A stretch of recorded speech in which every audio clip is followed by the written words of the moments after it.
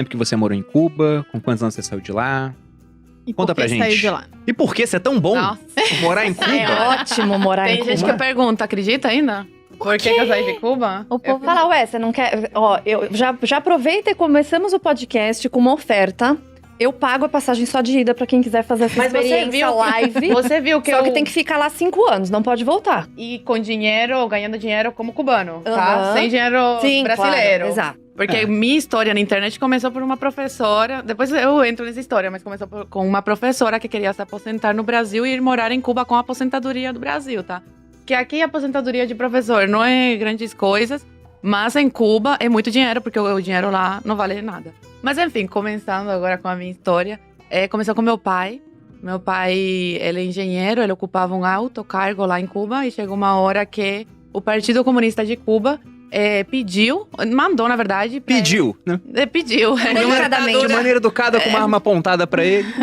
Exatamente. E pra família. Que ele tinha que entrar pro Partido Comunista de Cuba, porque quando você ocupa um alto cargo, você tem que entrar no Partido Comunista. E meu pai não queria, porque você entra, não sai mais. Esquece, não vai conseguir sair de Cuba, enfim. E ele não queria isso pra família dele, ele queria uma vida melhor pras filhas. E aí, ele tem família brasileira. Ele tem uma parte, porque meu pai de criação, ele é meu pai, né? Ele é libanês, a família é libanesa. Então, migraram, uma parte foi pra Cuba e outra pra Venezuela, Brasil. Escolheram bem, né? O avô dele escolheu Cuba, porque na época Cuba era capitalista e era muito melhor do que...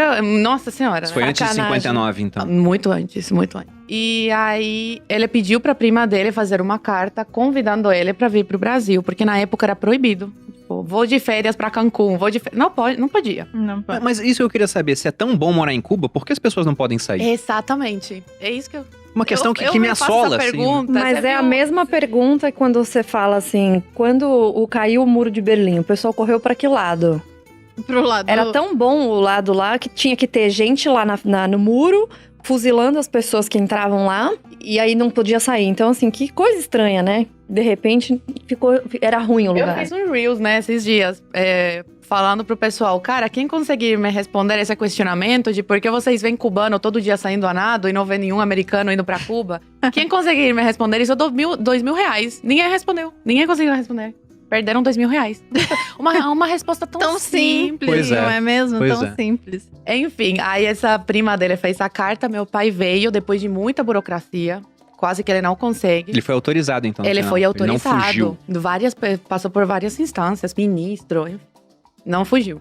E aí ele veio, era pra ficar 3 meses. Que ano que foi isso? Foi 2005. Nossa. Ainda era o Fidel no recente poder. Ainda. Era o Fidel no poder. E o Lula aqui. E aí ele veio pra cá. E aí deixou minha mãe grávida da minha irmã do meio. E eu tinha 5 anos na época. E Ai, tão novinha, 2005. Ela ele tinha veio 5 de... anos. Ele já veio tava na de- faculdade, já, Tinha 15. Não... trabalhando. Ele veio de visita e ficou. Aham. Depois dos 3 meses, que é o máximo que podia ficar fora. E aí ele foi à Polícia Federal depois de 1 ano, ele ficou ilegal aqui esse ano. E decidiu falar, olha, eu pediu asilo político. E aí foi aceito, ficou exilado político aqui. E aí conheceu um amigo dele, argentino, naturalizado brasileiro, que fez a mesma carta que a família dele fez pra ele, fez pra minha mãe. Aham. E aí depois de quase 4 anos, ele conseguiu tirar minha Nossa. mãe de Cuba. Ou seja, sua irmã nasceu, seu pai não viu, não Não. acompanhou. É, Não no acompanhou. final, seu pai fugiu, porque ele veio pra passar 3 meses e ficou. Ficou. E aí minha mãe conseguiu vir pra cá em 2009. 4 anos separados, Quase 4 anos. por conta de política. É isso, né? Era uma barreira política. E como é que Simplesmente não ficou podiam a sua sair de mãe lá? Com criança e tudo? Como é Meus que ficou? avós ajudavam. Davam um suporte também. Minha mãe, ela tinha um irmão, tem um irmão fora, que mora nos Estados Unidos há mais de 20 anos. Ele saiu ilegal, ele foi corajoso aos 18 anos. Atravessou o mar. Não, foi... Eu não sei muito bem a história, mas eu acho que ele casou com alguém, foi pra Espanha, mas tudo E de lá foi. Foi fugido também. Foi fugido, mas foi ilegal, foi uma história... É que muita gente Porque atravessa... foi antes a de barcos eu nascer, eu precários nasci em ali. 99, então naquela época era muito mais fechado do que atualmente. E aí esse meu tio, ele mandava coisas pra minha mãe. para vender. Então a gente vendia no mercado negro, roupa, essas coisas que você sobrevive No lá mercado assim. negro. Deixa eu só fazer Tem um mercado parênteses negro. sobre isso.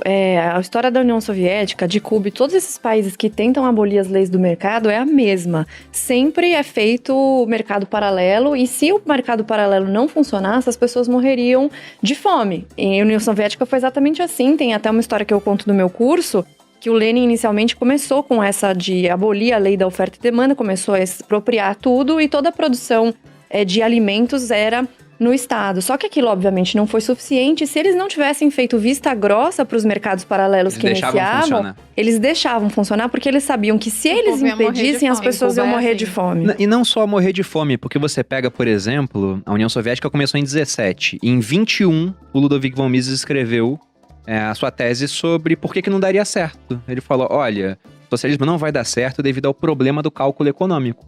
Ele falava o seguinte, os socialistas querem estatizar os meios de produção. Se você toma os meios de produção, tira da iniciativa privada, você destrói o mercado para meios de produção.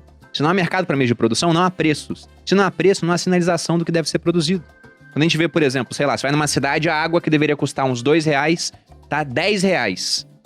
Isso tá te informando que, olha, tem muita demanda por água e tem pouca oferta.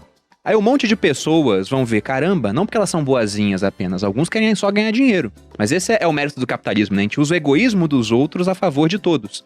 Ele olha, caramba, a água tá R$10, eu posso comprar água por R$2 naquela cidade e lá vender por 8, que eu tô vendendo mais barato e vou ter muito mercado. Se muita gente faz isso, muita oferta de água para aquela mesma demanda, o preço cai. preço cai Em países novamente. socialistas isso não acontecia. Isso é uma tanto que eles coisa deixam assim funcionar. muito básica, né? Um conceito muito básico de economia que tentam. Esse que é o problema, na verdade, do socialismo. Eles colocam a emoção na frente da razão e aí dá tudo errado. Então, assim, eu acho que o preço de tal coisa é muito caro, que as pessoas não têm acesso, mas a única maneira, e isso os dados provam historicamente, a única maneira de você conseguir levar a produção em massa para as pessoas e baixar o preço das coisas foi através da produção em massa, que veio depois da Revolução Industrial que precedeu o capitalismo. Isso, assim, é uma coisa, é um fato, não é uma opinião. As pessoas sempre falam, mas a minha opinião... Não tem opinião. Isso é assim que funciona e pronto, acabou.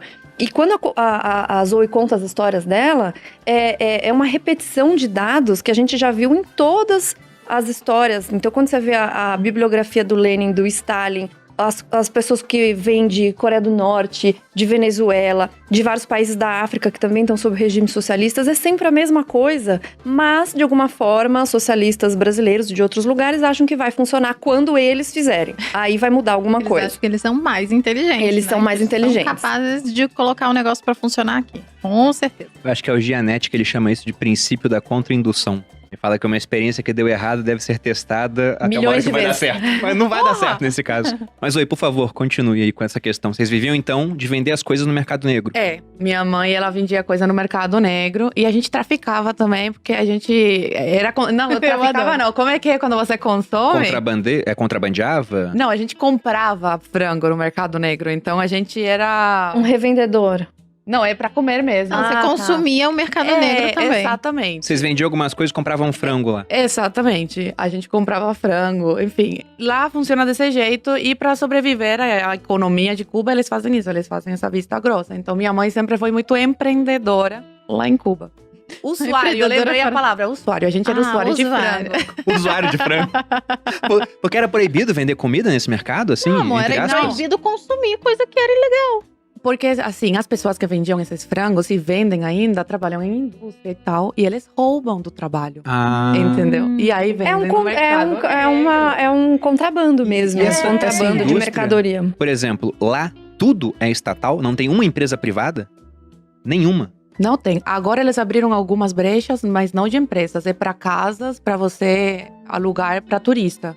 E não é sempre. Eles abrem por um período e fecham. E aí abrem depois que a economia começa de novo. E abrem de novo e fecham. Então não é todo mundo que tem como abrir esse negócio. E os impostos são altíssimos. Então a maioria tenta ao máximo fazer Ilegal, claro. Exatamente. Mas isso é o maior estímulo, né? Além de tentar acabar com as leis do mercado, eles estimulam que as pessoas não façam nada por vias legais. Não tem como, né? Ninguém vai sobreviver se fizer pelas vias legais. Não faz sentido. Exatamente. Então, assim, você não sobrevive se não for dessa forma ilegal. você como vender pra ganhar dinheiro e também pra consumir. Porque assim, minha avó, meus avós moram lá ainda. E ela tava me falando, a cesta básica em Cuba é 5 ovos por mês por pessoa. Isso não dá pra Eles nada. recebem. Isso eles recebem do governo. Da caderneta. Recebem não, né? Você compra. Gente, Lá nada de racionamento. graça. 2021 ainda existe racionamento em E alguns tem pessoas países. que acham que é de graça, né? Que a ditadura dá ovo de graça. Não, eles compram. Então, assim, 5 ovos por mês por pessoa, carne vermelha não é todo mês que tem. Frango não é todo mês que tem. Então, assim, minha vida, eu passei a maior parte do tempo comendo frango. E eu era privilegiada. Então, quando eu cheguei no Brasil, eu não aguentava mais ver frango na minha frente. Porque minha mãe mandava um dinheiro pra minha avó pra ela comprar uma caixa de frango. E aí, essa caixa tinha que dar pro mês todo. E era frango todo dia, frango todo dia. Seus avós estão lá ainda. Meus avós estão lá ainda. Então, deixa eu terminar Sim, por favor. a história. Daí a gente pode até falar deles lá. Porque todo mundo pergunta por que ainda moram lá.